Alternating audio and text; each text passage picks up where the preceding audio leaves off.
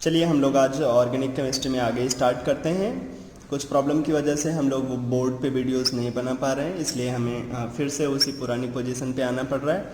आज हम लोग ऑर्गेनिक केमिस्ट्री में क्या करेंगे, आज जो लास्ट के लेक्चर में हम लोगों ने ऑक्सीडेशन सीखा था उसी में ही एक छोटी सी रिएक्शन है, reaction of glycol with HiO4 पर आयोडिक एसिड।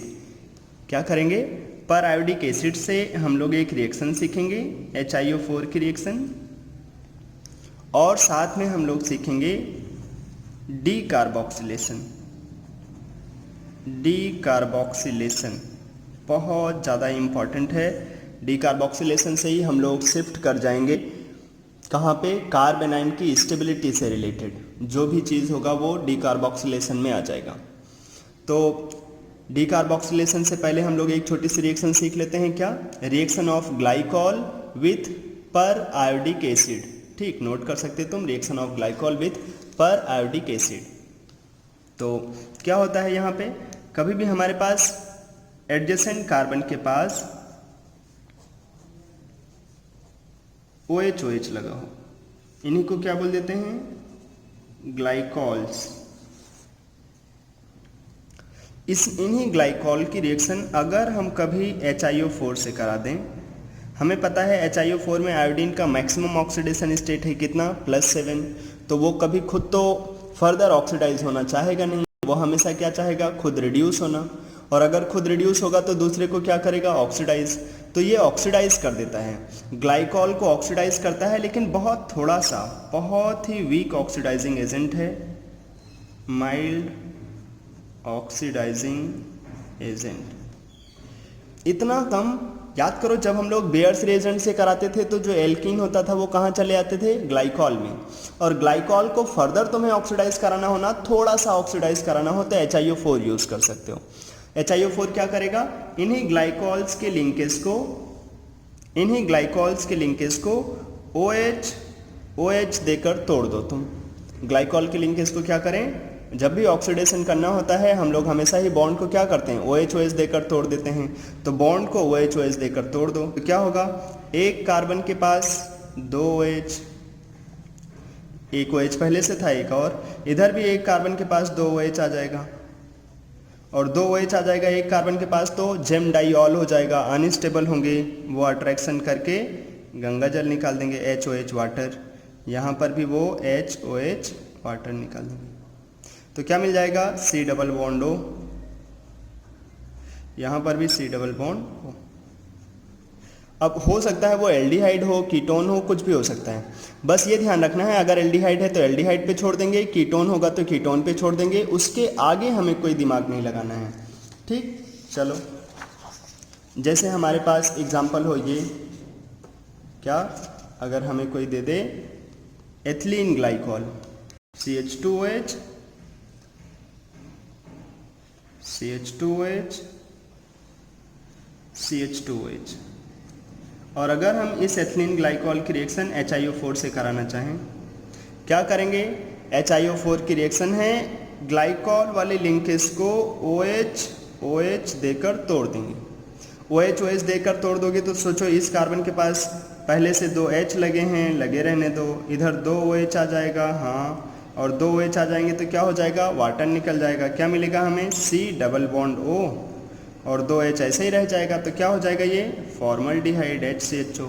सेम तरीके से वो भी है, तो उधर भी क्या मिल जाएगा, HCHO, हमें मिल जाएंगे 2 मोल फॉर्मल्डिहाइड के। और ध्यान रखने वाली बात यह है कि अगर तुम्हें एल्डिहाइड मिला तो एल्डिहाइड ही फाइनल मिलेगा, जो भी है वही फाइनल, हमें कुछ और नया उसमें नहीं करना है। जैसे अगर अपने पास एक छोटी सी रिएक्शन और ले लें, जैसे हमारे पास हो propene glycol, CH3 CHOH CH2OH, क्या करोगे यहाँ पे, इसकी रिएक्शन मान लो, अक्सर जब भी कभी ग्लाइकॉल बनेगा तो अगला रिएजेंट एग्जाम में HiO4 जरूर रहता है, पर आयोडिक एसिड, कभी कभी वो लैंग्वेज में देना होगा तो बोल देगा पर आयोडिक एसिड की रिएक्शन कराओ ग्लाइकॉल के साथ। क्या करेंगे हम लोग, ग्लाइकॉल वाले लिंकेज को OH देकर तोड़ देंगे, तो क्या होगा, CH3 CH, इस कार्बन के पास 2 OH वाटर निकल जाएगा, क्या मिल जाएगा, एल्डिहाइड। उधर भी हमें एक कार्बन के पास 2 OH मिलेगा, वाटर निकल जाएगा, तो क्या बन जाएगा, एल्डिहाइड।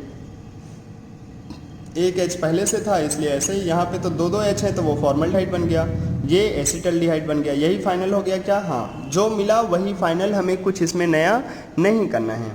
ठीक, अगर हमें मान लो ये दे देता ग्लिसरॉल, वो क्या होता है? वो होते हैं ये CH2OH, CHOH, CH2OH। सोचो अगर ग्लिसरॉल मिला तो हम क्या करें? अगर हमें मिल गया ग्लिसरॉल तो उसकी रिएक्शन अगर उन्होंने बोल दिया HiO4 से कराओ। अब इसके पास देखोगे तो ऊपर भी हमें ग्लाइकॉल की लिंकेज दिख रहे हैं, नीचे भी ग्लाइकॉल का लिंकेज दिख रहा है CH2OH, CHOH। तो हमें क्या करना होगा? इस ग्लाइकॉल के लिंकेज को OH देकर तोड़ देना होगा। नीचे भी वही ग्लाइकॉल का लिंकेज है, उसे भी हम लोग OH देकर तोड़ देंगे। तो देखो ऊपर क्या हो जाएगा? CH2 के पास दो OH जाएगा, वाटर निकल करके CH2O बन जाएगा। CH2O का मतलब क्या होता है? यही CH2O का मतलब फॉर्मल्डिहाइड। तो ऊपर मिल जाएगा फॉर्मल्डिहाइड HCHO। नीचे देखो एक कार्बन के पास एक H होगा, तीन OH आ जाएंगे। एक तो पहले से ही है, एक ऊपर से OH मिलेगा, एक नीचे से OH मिलेंगे। तो सोचो इस कार्बन के पास क्या होगा? दो OH से तो वाटर निकल जाएगा, लेकिन एक OH तो बच ही जाएगा। तो बचेगा क्या? HCOOH फॉर्मिक एसिड मिल जाएगा। ये तो फॉर्मल्डिहाइड मिला और ये क्या मिल रहा है? Formic acid. नीचे CH2OH है, वो भी कहाँ चला जाएगा? फॉर्मल्डिहाइड में। अपने से एग्जाम में साफ साफ पूछा जाता है अगर हम लोग ग्लिसरॉल की रिएक्शन HiO4 से कराएं तो फिर हमें कितना मोल क्या मिलेगा? तो बोलेंगे 2 मोल मिल जाएंगे फॉर्मल्डिहाइड के, 1 मोल मिल जाएगा हमें फॉर्मिक एसिड का। ये हो जाएगा फाइनल। तो जब भी कभी HiO4 की रिएक्शन होगी हमें कुछ भी ज़्यादा दिमाग नहीं लगाना होगा। अगर कहीं पे ग्लाइकॉल का लिंकेज है, HiO4 से रिएक्शन हम लोग करा रहे हैं, तो क्या करें? बॉन्ड को ब्रेक करो OH दे करके। ठीक, अच्छा अगर हमें मान लो किसी ने ऐसे दे दिया क्या कि हमारे पास अगर यहाँ हम बाहर डबल बॉन्ड लगा देना तो इस कंपाउंड को बोलते हैं स्टायरीन। बेंजीन रिंग हो, बाहर डबल बॉन्ड करके वो एथिलीन की जैसा हो, उसके 1 नंबर पे फिनाइल ग्रुप लगा दें। तो अगर हम लोग मान लो यहाँ पे OH और यहाँ पे OH दे दें, ये हो गया हमारे पास एक ग्लाइकॉल। और इसकी रिएक्शन पूछ लिया उन्होंने HiO4 से। क्या करेंगे? अगर तुम्हारे पास ग्लाइकॉल है, तुम उसकी रिएक्शन HiO4 से कराना चाहते हो, तो क्या करें? HiO4 उस ग्लाइकॉल के लिंकेज को OH देकर तोड़ देगा। तो हमें मिलेगा क्या? हमें मिल जाएगा इस कार्बन के पास दो OH, तो वाटर निकल करके मिल जाएगा फॉर्मल्डिहाइड, और मतलब बेंजल्डिहाइड मिल जाएगा, सॉरी। और यहाँ पे देखो CH2 के साथ दो OH, तो वहाँ मिल जाएगा फॉर्मल्डिहाइड, बेंजल्डिहाइड। और ये तो क्या ऐसे हम लोग बेंजल्डिहाइड बना सकते हैं? हाँ, बेंजल्डिहाइड। या ऐसे ध्यान रखो, एल्डिहाइड बनाने का हम लोगों ने बहुत सारे तरीके सीखे हैं और उसमें से ये भी एक बहुत इंपॉर्टेंट सा तरीका हो गया। HiO4 से क्या करें? HiO4 का काम क्या होगा? ग्लाइकॉल के लिंकेज को OH दे करके तोड़ देना, और कुछ नहीं करना है हमें ज़्यादा, और हमें कुछ करना ही नहीं है, बस हमें ग्लाइकॉल के लिंकेज को OH देकर तोड़ देना होगा। चलो आगे चलते हैं हम लोग और देखते हैं क्या? Decarboxylation of carboxylic acid using soda lime.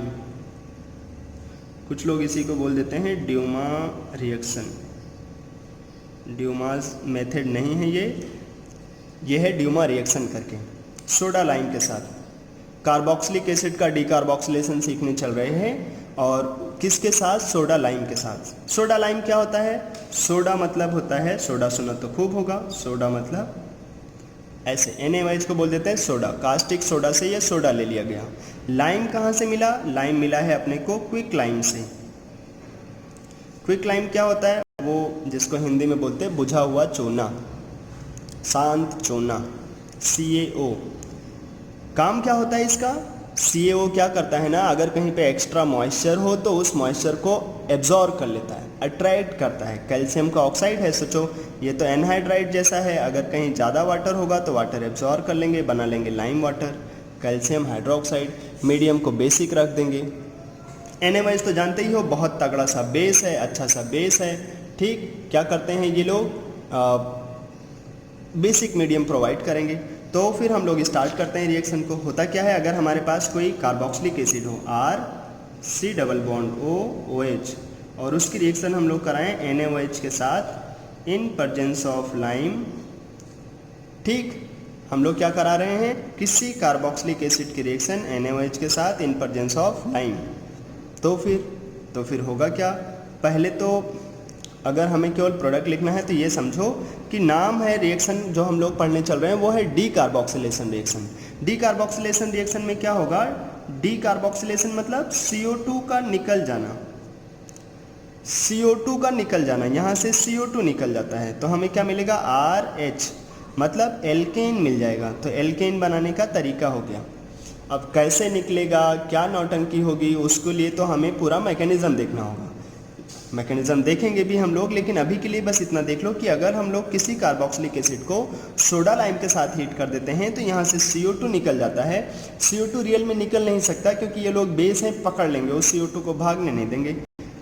बस ये समझो, यहाँ से तो इस कार्बोक्सिलिक एसिड से तो CO2 निकल ही रहा है, यहाँ से CO2 भाग जाएगा और मिलेगा हमें RH, एक मिल जाएगा एल्केन।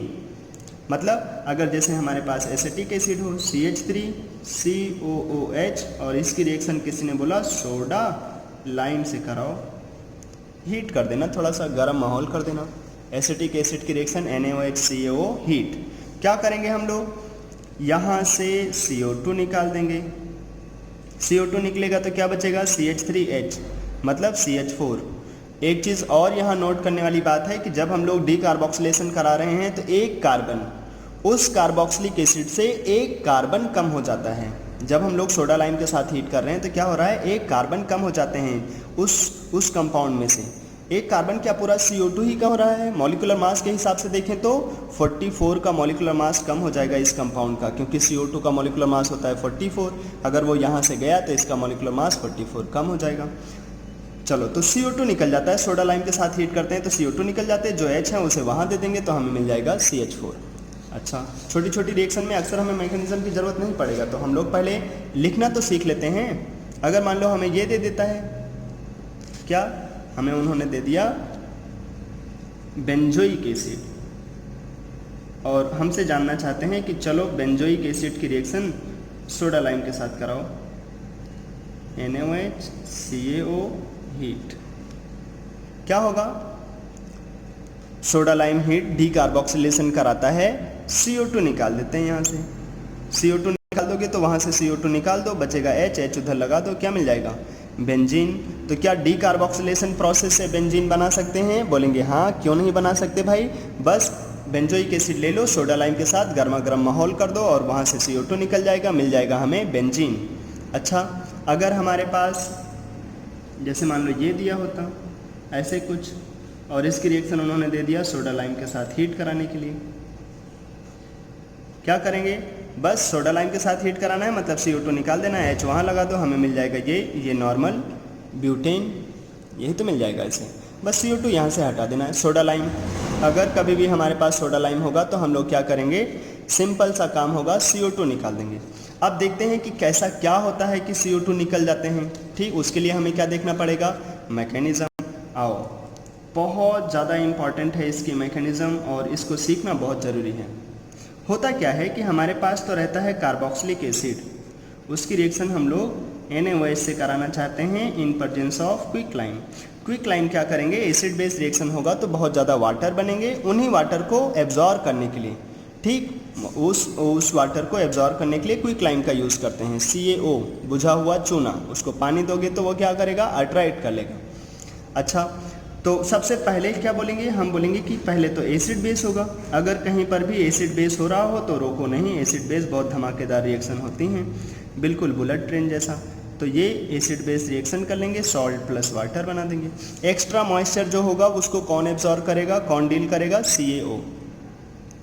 अब जो हमारे पास ये बना RC double bond O minus Na+, देखो यहाँ पे तो है माइनस चार्ज, वो माइनस चार्ज पास वाले डबल बॉन्ड के साथ क्या कर सकता है, रेजोनेंस, तो ये रेजोनेंस करते रहते हैं।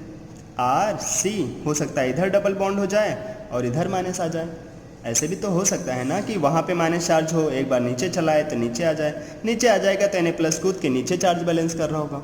तो होगा क्या, ये इसका लोन पेयर डीलोकलाइज होता रहता है ऐसे। वो लोन पेयर ने पाई बॉन्ड बना लिया उस कार्बन के साथ, नीचे चलाया। ये भी क्या कर रहा होगा, ये इधर पाई बॉन्ड बना लिया, उधर चला गया। तो जैसे जैसे तुम इसको हीट करते जाओगे तो जो रेजोनेंस है ना, जो प्रोसेस होता है, अगर हम लोग हीट करते हैं तो उसी प्रोसेस में आग लग जाती है, मतलब फास्ट हो जाता है वो प्रोसेस। तो जैसे जैसे तुम हीट करोगे ये जो रेजोनेंस है वो और फास्ट होने लगेगा। तुमने थोड़ा सा हीट किया, ये रेजोनेंस और फास्ट होगा। जैसे वो अटैक करेगा पाई बॉन्ड टूटेगा। क्यों पाई बॉन्ड ही टूट रहा है, क्योंकि पाई बॉन्ड वीक होते हैं, उन्हीं का टूटना आसान है। तो ये आपस में डीलोकलाइज होते रहेंगे, रेजोनेंस होता रहेगा। और हीट करोगे और फास्ट ये रेजोनेंस कर रहे होंगे, और हीट करोगे ये और फास्ट रेजोनेंस कर रहे होंगे। एक टाइम ऐसा होता है ना कि जब हम इसको हीट करते जाएं करते जाएं करते जाएं, और जो अभी मैं बोलने चल रहा वो शायद 1% चांस हो, या ऐसे बोलो 0.001% ही चांस हो कि ये अटैक करे, तो जो इसके पास वीक बॉन्ड है वो ना टूटने के बजाय ये टूट जाए। अगर हम इसको हीट करते रहें, एक ऐसा टेम्परेचर आ जाए जहाँ पे ये बॉन्ड ना टूटने के बजाय तुमने इतना आग लगा रखा है ना कि जैसे उसने इधर बॉन्ड बनाया ये बॉन्ड टूट गया। ऐसा होने की पॉसिबिलिटी बहुत कम, इसीलिए बोलते हैं ये स्टेप बहुत स्लो होगा, मतलब होने का चांस ही बहुत कम है।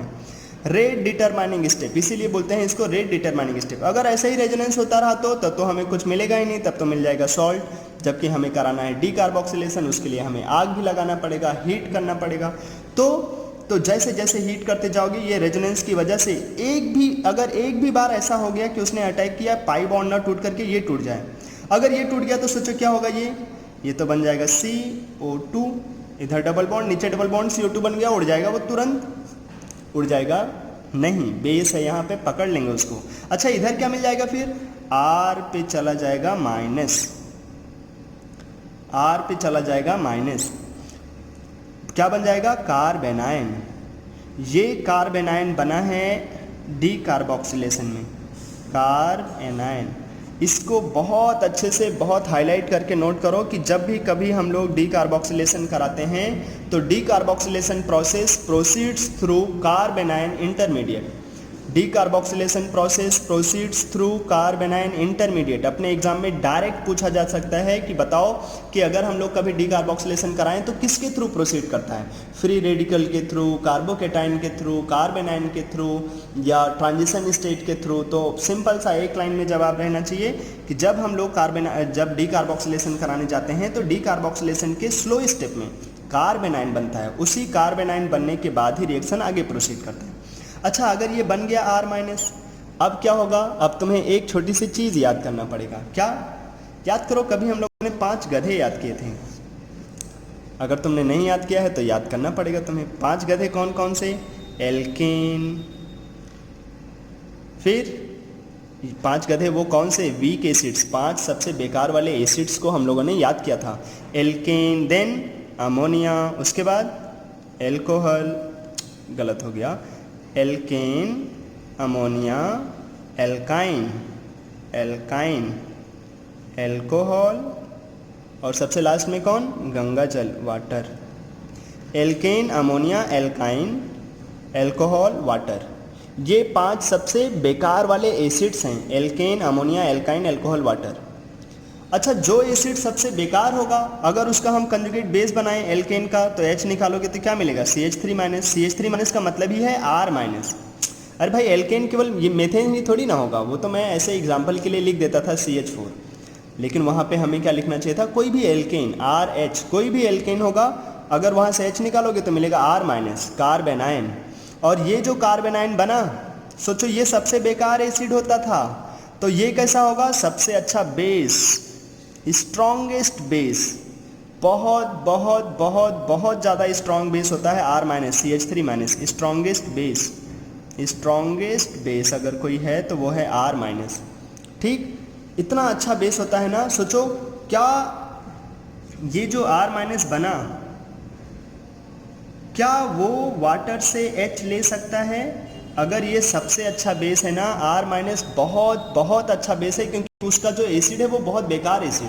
अगर वो वीकेस्ट एसिड जैसा है तो उसका कंजुगेट बेस कैसा होगा, स्ट्रॉन्गेस्ट बेस। और नोट करके लिख सकते हो R- से अच्छा बेस तुम्हें जिंदगी में कभी नहीं मिल सकता है, R- स्ट्रॉन्गेस्ट बेस होते हैं।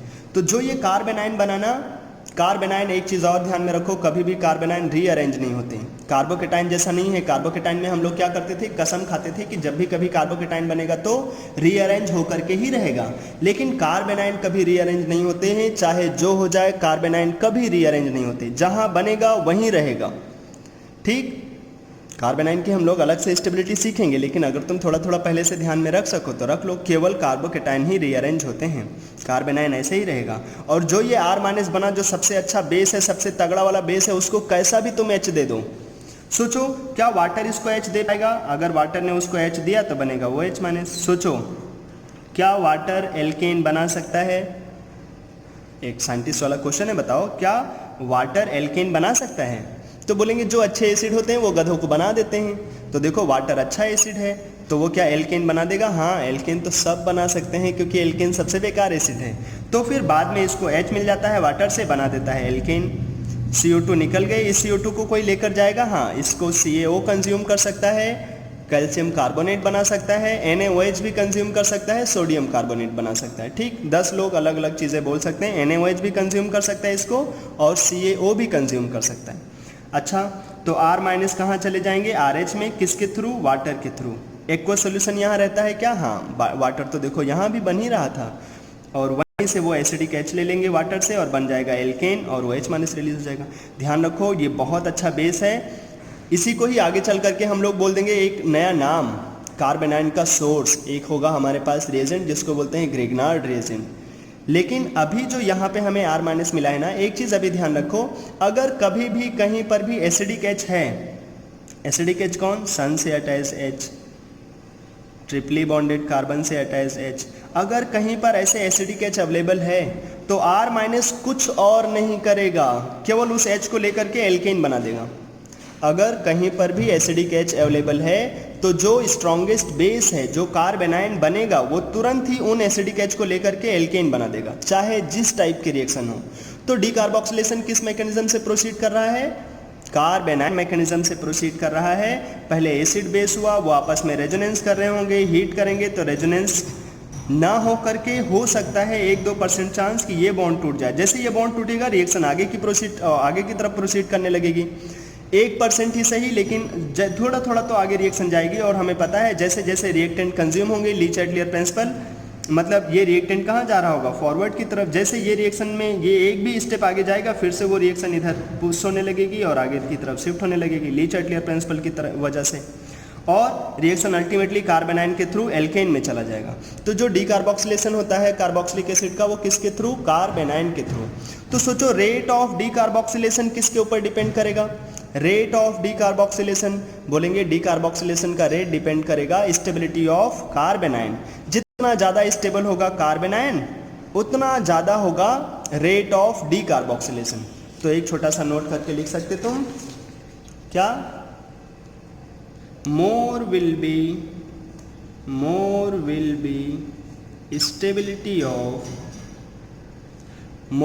be stability of कार्बेनाइन, more will be rate of decarboxylation. More will be stability of कार्बेनाइन, more will be rate of decarboxylation। इसका मतलब हमें अगर कार्बेनाइन की स्टेबिलिटी पता चल जाए तो हम ये बता सकते हैं कोई दो कंपाउंड में किस कंपाउंड में CO2 आराम से निकल जाएगा, किस कंपाउंड में CO2 का निकलना टफ रहेगा। जैसे एक एक करके हम लोग स्टार्ट करते हैं। जैसे कोई हमें दे दे CH3COOH एसिटिक एसिड, और हमें किसी ने दे दिया CH3CH2COOH, और हमसे जानना चाहता है बताओ इन दोनों में से कहाँ पे डीकार्बोक्सिलेशन आराम से हो जाएगा, CO2 आराम से निकल जाएगा। डीकार्बोक्सिलेशन किस मैकेनिज्म के थ्रू होता है? कार्बेनाइन। तो यहाँ पर भी CO2 निकालने का है, यहाँ भी CO2 निकालने का है। यहाँ पे कार्बेनाइन क्या बनेगा CO2 निकलने के बाद? ये CH3-। यहाँ पे कार्बेनाइन क्या बनेगा? CH3CH2-। अब जहाँ पे कार्बेनाइन बनना आसान रहेगा, सोचो जहाँ पे कार्बेनाइन बनना आसान रहेगा वहीं पे ही तो CO2 आराम से निकल जाएगा। क्यों? क्योंकि हमारे पास जब मैकेनिज्म होता था तो सोचो कार्बेनाइन बनने के लिए कौन सा स्टेप होना था? जब इलेक्ट्रॉन इधर आ जाता, तो इलेक्ट्रॉन इधर जब आएगा तभी तो वो CO2 बन करके निकल पाएगा। और उसके लिए इस R को ज़्यादा अपनी तरफ इलेक्ट्रॉन खींचना पड़ेगा, उसके लिए इधर माइनस आने की टेंडेंसी होनी चाहिए, R को अपनी तरफ खींचना पड़ेगा। अगर R के पास ऐसी स्टेबिलिटी है कि वो अपनी तरफ इलेक्ट्रॉन अट्रैक्ट कर रहा है तो आराम से CO2 रिलीज कर देगा। तो सोचो कार्बेनाइन की स्टेबिलिटी देखें, याद करो कार्बोकेटाइन की स्टेबिलिटी में हम लोग तो HC हाइपर कंजुगेशन देख लेते थे। कार्बेनाइन की स्टेबिलिटी में क्या देखें, HC हाइपर कंजुगेशन? बोलेंगे नहीं, कार्बेनाइन की स्टेबिलिटी में HC हाइपर कंजुगेशन नहीं देखते। क्यों? क्योंकि HC हाइपर कंजुगेशन तो ऑक्टेट कंप्लीट करते थे उस कार्बोकेटाइन का, यहाँ पे तो ऑक्टेट कंप्लीट रहता है। जब भी कभी कार्बेनाइन होता है तो कार्बेनाइन के पास क्या रहता है, इधर तो माइनस चार्ज है, कार्बन के पास तो भगवान का दिया हुआ लास्ट में 4 इलेक्ट्रॉन होता है, और माइनस आ गया तो कितने हो गए 5। 5 में से यूज़ कितना किया उसने, 3 बॉन्ड बनाए हैं तो 3 यूज़ कर लिया है, बचा कितना होगा 2। तो सोचो 3 बॉन्ड से कितने इलेक्ट्रॉन मिल जाएंगे 6, और 2 यहाँ पे हैं तो 8, कितने इलेक्ट्रॉन हो जाएंगे उसके पास 8 इलेक्ट्रॉन। तो कार्बेनाइन का ऑक्टेट कंप्लीट है, इसीलिए कार्बेनाइन कभी रीअरेंज नहीं होते, और कार्बेनाइन कार्बोकेटाइन से भी ज़्यादा स्टेबल रहते हैं। अगर कभी कार्बोकेटाइन मिल जाए, कार्बेनाइन मिल जाए, हमसे कोई पूछे कौन ज़्यादा स्टेबल होगा, carbanion are more stable than carbocation, क्योंकि यहाँ पे ऑक्टेट कंप्लीट रहता है। अब जो हमारे पास कार्बेनाइन बने, यहाँ पे HC हाइपर कंजुगेशन का कोई रोल नहीं है, तो हमें क्या देखना पड़ेगा। सोचो इसके पास तो इलेक्ट्रॉन है, क्या कार्बन और इलेक्ट्रॉन लेना चाहेगा, कार्बन और इलेक्ट्रॉन लेना चाहेगा क्या? उसके पास तो 8 इलेक्ट्रॉन हो गए, और कार्बन तो सेकेंड पीरियड से, उसके पास मैक्सिमम कितने इलेक्ट्रॉन हो सकते हैं, यही 8 ही तो मैक्सिमम हो सकता है, 8 से ज़्यादा इलेक्ट्रॉन तो उसके पास हो ही नहीं सकते। तो अगर कोई ग्रुप इस कार्बेनाइन को, अगर कभी भी कार्बेनाइन को कोई इलेक्ट्रॉन देगा तो क्या कार्बेनाइन ज़्यादा स्टेबल होगा, खुश होगा क्या? अगर कोई कार्बेनाइन को इलेक्ट्रॉन दे, वो बोलेगा नहीं भाई, अब तुम अंबानी को जा करके 10 रुपये दोगे तो वो खुश थोड़ी ना होगा, वो बोलेगा हमारे पास पहले से ही इतना है। ऐसे ही कार्बेनाइन बोलेगा देखो भाई हमें जितना चाहिए भगवान ने उतना हमें दे रखा है, उससे ज़्यादा हमें नहीं चाहिए। अगर उससे ज़्यादा हमें तुम इलेक्ट्रॉन दे रहे हो तो हमें चाहिए नहीं, धक्के मार के भगा देंगे, हम स्टेबल नहीं होंगे, हमें उससे ज़्यादा इलेक्ट्रॉन ही नहीं चाहिए। तो कार्बेनाइन को कोई और इलेक्ट्रॉन दे तो वो बड़े खुश नहीं होते, वो उल्टा क्या चाहते हैं, उनके खोपड़ी पे माइनस चार्ज है, माइनस चार्ज को क्या करो, खींचो। माइनस चार्ज को जितना खींचोगे उतना खुश होगा, प्लस चार्ज को जितना पुश करें प्लस चार्ज को, उतना ज़्यादा कार्बोकेटाइन स्टेबल होता है। लेकिन कार्बेनाइन में कोई जितना ज़्यादा इलेक्ट्रॉन अट्रैक्ट करेगा, कार्बेनाइन इतना ज़्यादा स्टेबल होता है। तो बस स्टार्ट करते हैं हम लोग, साथ में कार्बेनाइन की स्टेबिलिटी सीख रहे हैं। ध्यान रखना डीकार्बोक्सिलेशन के साथ साथ कार्बेनाइन की स्टेबिलिटी भी शुरू हो गया है। तो सोचो इन दोनों में कौन से कार्बेनाइन ज़्यादा स्टेबल होंगे, बोलेंगे यहाँ पर तो कोई, यहाँ तो CH3 है, यहाँ पे कोई इलेक्ट्रॉन पेयर पुश करने वाला है क्या, इधर कोई इलेक्ट्रॉन पेयर पुश करने वाला है, यहाँ तो कोई इलेक्ट्रॉन पेयर पुश करने वाला नहीं है, इधर तीनों साइड क्या लगा है H, जबकि यहाँ पे क्या है, 2 तरफ तो लगे हैं H और एक तरफ लगा है CH3। अच्छा ये CH3 क्या करते हैं, एल्काइल ग्रुप इलेक्ट्रॉन पेयर को पुश करते हैं, उसकी वजह से कार्बेनाइन कम स्टेबल होगा। इन दोनों में कौन ज़्यादा स्टेबल है, ये, क्योंकि कार्बेनाइन को पुश करने वाले ग्रुप पसंद नहीं, कार्बेनाइन को खींचने वाले ग्रुप पसंद हैं। तो यहाँ पे तो पुश करने वाला है, उसकी स्टेबिलिटी को क्या करेगा, डिक्रीज करेगा। तो कौन ज़्यादा स्टेबल है, ये। और जहाँ पे कार्बेनाइन ज़्यादा स्टेबल होगा वो वहाँ पे डीकार्बोक्सिलेशन आसानी से होगा। यहाँ पे डीकार्बोक्सिलेशन, रेट ऑफ डीकार्बोक्सिलेशन, यहाँ पे आराम से डीकार्बोक्सिलेशन हो जाएगा, यहाँ पे टफ रहेगा। डीकार्बोक्सिलेशन का रेट फास्ट कहाँ रहेगा, यहाँ पे, कहाँ, एसिटिक एसिड में। तो अगर जैसे हमें मान लो ये दे दिया किसी ने, एक दे रखा है acetic acid,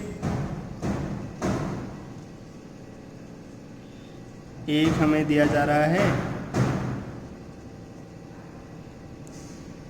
CH3 CH2 COH,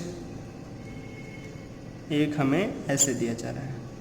हमसे कोई पूछे इन तीनों में बताओ रेट ऑफ डीकार्बोक्सिलेशन का रेट बताया जाए, कहाँ, इन तीनों में। डीकार्बोक्सिलेशन किस मैकेनिज्म के थ्रू प्रोसीड करता है, डीकार्बोक्सिलेशन प्रोसीड करता है कार्बेनाइन मैकेनिज्म से। तो हमें क्या कर लेना चाहिए, सब में बना लेना चाहिए कार्बेनाइन। पहले वाले में कार्बेनाइन क्या बन जाएगा, CH3 माइनस, दूसरे वाले में कार्बेनाइन क्या बन जाएगा, CH3 CH2 माइनस, तीसरे वाले में कार्बेनाइन क्या बन जाएगा, CH3 CH minus CH3। CO2 हटाना होगा सब जगह पे, और जो कार्बेनाइन बने यहाँ पे, यहाँ, इधर, तो कार्बन आयन बन गए। अब कार्बन आयन को क्या देखना होगा, अगर कोई इलेक्ट्रॉन पेयर पुश करने वाले ग्रुप हैं तो कार्बन आयन को अनस्टेबल करेंगे, इलेक्ट्रॉन खींचने वाले ग्रुप हैं तो कार्बोकेटाइन को स्टेबल करेंगे, कार्बन आयन को स्टेबल करेंगे। तो आओ, तो अगर हमारे पास ये 3 हैं, अब देख लो इन तीनों में सबसे ज़्यादा स्टेबल कौन होगा। सबसे ज़्यादा स्टेबल रहेगा फर्स्ट, क्योंकि वहाँ पे तो कम से कम कोई भी ग्रुप नहीं है जो इलेक्ट्रॉन पेयर को पुश करे। यहाँ पे तो एक है और यहाँ देख रहे 2-2 लोग लगे हैं, तो सबसे ज़्यादा स्टेबल फर्स्ट, फिर सेकेंड, फिर थर्ड। और तो अगर फर्स्ट सबसे ज़्यादा स्टेबल है तो rate of decarboxylation, rate of decarboxylation first में सबसे ज़्यादा होगा, फिर सेकेंड में, फिर थर्ड में, ये हो जाएगा रेट ऑफ डीकार्बोक्सिलेशन। ठीक। अच्छा, अगर हमारे पास डीकार्बोक्सिलेशन में ही ऐसे दे दिया जाए,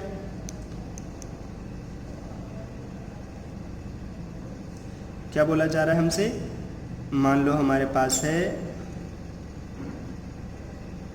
चलो एक ये है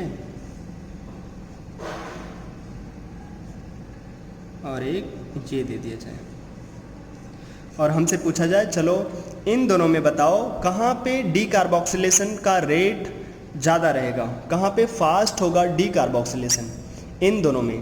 तो क्या करें हम लोग, डीकार्बोक्सिलेशन कार्बन आयन के मैकेनिज्म के थ्रू प्रोसीड करता है। यहाँ पे कार्बन आयन बनाओ, CH2 double bond CH minus, ये CO2 निकलेंगे तो यहाँ CH माइनस ऐसा, यहाँ पे CH2 double bond CH single bond CH2, ये CO2 निकल के माइनस चार्ज। जहाँ पे माइनस चार्ज ज़्यादा स्टेबल होगा वहीं पे रेट ऑफ डीकार्बोक्सिलेशन ज़्यादा होगा। आओ देख लो, यहाँ पे जो माइनस चार्ज है उसके पास वाले कार्बन पे डबल है, तो वो क्या कर सकता है, रेजोनेंस। रेजोनेंस से क्या होता है भाई, रेजोनेंस से कोई भी कंपाउंड का चार्ज स्टेबलाइज हो जाता है शेयरिंग की वजह से। तो अगर वहाँ पे शेयरिंग होगा, जो इसके पास इलेक्ट्रॉन क्लाउड हैं दूसरे के पास चले गए तो ये ज़्यादा खुश हो जाएगा। अच्छा, यहाँ पे ऐसा होगा क्या, नहीं, यहाँ तो उल्टा और प्रॉब्लम होगा। क्यों, अगर कभी किसी पाई बॉन्ड के पास ही माइनस चार्ज आ जाए, अब सोचना, पाई बॉन्ड है मतलब इधर पाई इलेक्ट्रॉन क्लाउड होगा ऊपर नीचे, अगर वहीं माइनस चार्ज आ गया तो इसके पास भी लोन पेयर है, तो ये लोन पेयर और इधर जो इलेक्ट्रॉन क्लाउड है वो आपस में क्या करेंगे, रिपल्सन करेंगे।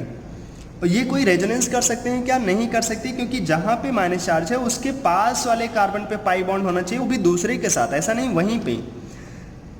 ठीक, यहाँ पे तो वो डीलोकलाइज हो गए, लेकिन यहाँ डीलोकलाइज नहीं हो सकते। इसी के इलेक्ट्रॉन क्लाउड जो यहाँ पे बॉन्ड में है और इसके जो लोन पेयर हैं ये आपस में ही रिपल्सन करेंगे और ये बहुत कम स्टेबल हो जाते हैं। तो फिर इन दोनों में ज़्यादा स्टेबल कौन है, यहाँ पे तो रेजोनेंस करके स्टेबलाइज हो जाएगा, यहाँ रेजोनेंस नहीं हो पा रहा है, ये ज़्यादा स्टेबल है। जो ज़्यादा स्टेबल होगा उसमें रेट ऑफ डीकार्बोक्सिलेशन ज़्यादा रहेगा, more will be stability of carbon ion, more will be rate of decarboxylation, rate of decarboxylation. ठीक, तो कार्बन आयन की स्टेबिलिटी से ही हमें सब पता चलेगा कि कैसे कितनी ज़्यादा रेट होगा डीकार्बोक्सिलेशन का। तो अगर हमें किसी ने ये दे दिया, अच्छा CH2Cl COH, और एक दे दिया किसी ने CH2F COH, और हमसे कोई पूछे बताओ इन दोनों में कहाँ पे होगा रेट ऑफ डीकार्बोक्सिलेशन ज़्यादा। हमें पता है डीकार्बोक्सिलेशन कार्बन आयन इंटरमीडिएट के थ्रू प्रोसीड करता है, तो हम लोग क्या करेंगे, इनका कार्बन आयन बना लेते हैं, CH2Cl minus charge, CH2F minus charge. अब इन दोनों में कौन ज़्यादा स्टेबल होगा, ऐसे तो तुम्हें लग रहा होगा फ्लोरीन ज़्यादा खींचता है तो स्टेबिलिटी ज़्यादा होगी इसकी, क्लोरीन कम खींच पाता है तो क्लोरीन की कम होगी स्टेबिलिटी, लेकिन ऐसा गलत है। इस कार्बन के पास माइनस चार्ज होगा, पास में होगा क्लोरीन, क्लोरीन के पास क्या रहता है, वैकेंट ऑर्बिटल्स, इसके लोन पेयर उसके वैकेंट ऑर्बिटल के साथ क्या कर लेंगे, बैक बॉन्डिंग, इसकी वजह से इसका माइनस चार्ज ज़्यादा स्टेबल। जबकि फ्लोरीन तो केवल खींच सकता है, जब भी वो कार्बन बोलेगा ले सकते हो क्या मेरा, नहीं ले सकता है वो, क्यों, क्योंकि कार्बन के पास तो ठीक है उसके पास तो लोन पेयर है, लेकिन इसका तो ऑक्टेट कंप्लीट है, ये 8 से ज़्यादा इलेक्ट्रॉन नहीं रख सकता, तो इसके पास से इलेक्ट्रॉन पेयर इसके पास आ ही नहीं सकते।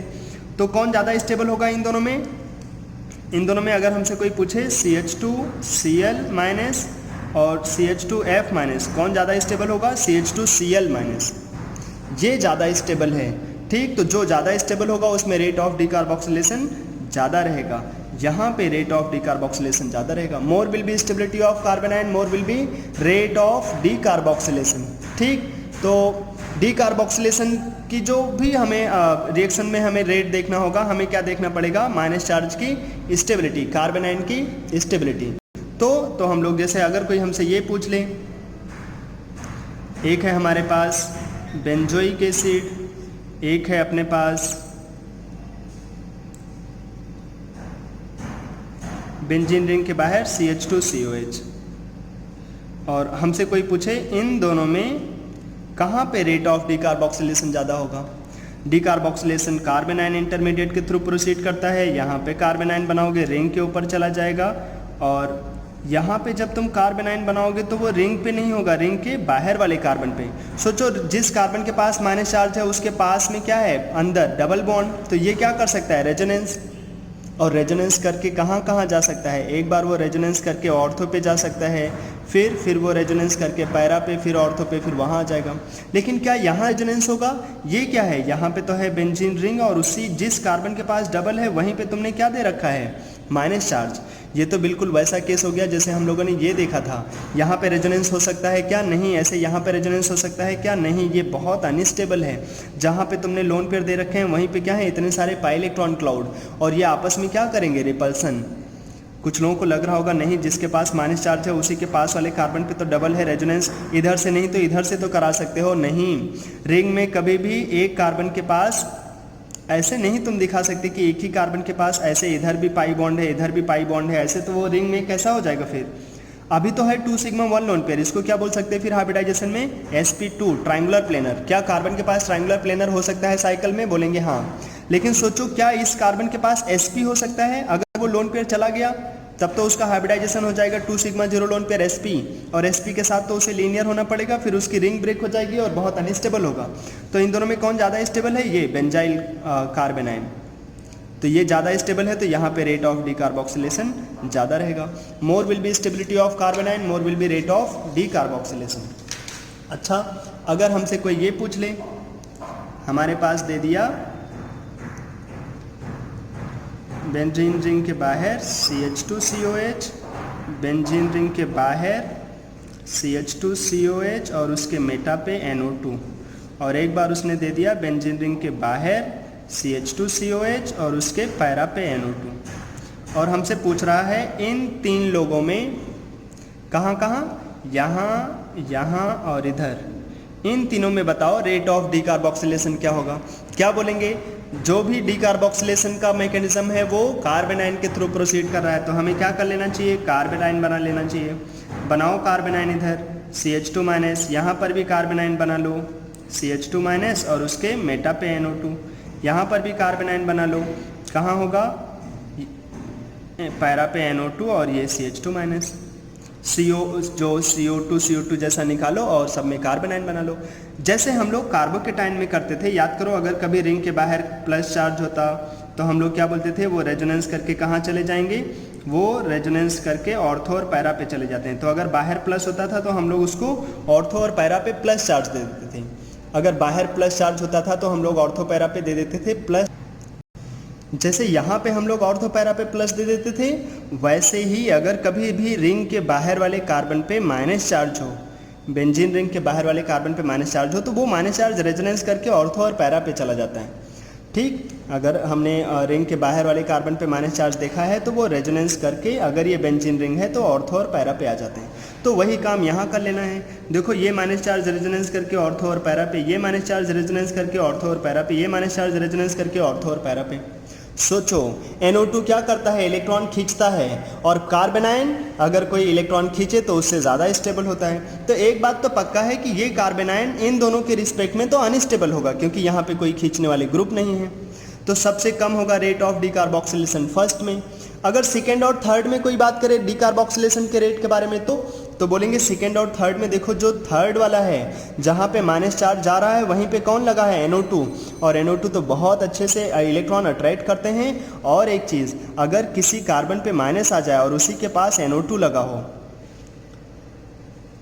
प्लस होता था तो NO2 रेजोनेंस नहीं करता था, बहुत कार्बोकेटाइन को अनस्टेबल कर देता था। लेकिन अभी माइनस चार्ज है, अगर माइनस चार्ज हो जिस किसी कार्बन के पास और वहीं पे लग जाए NO2 तो ये माइनस चार्ज तो उस NO2 के साथ बहुत तगड़े से रेजोनेंस करता है, बहुत बेहतरीन सा रेजोनेंस है ये।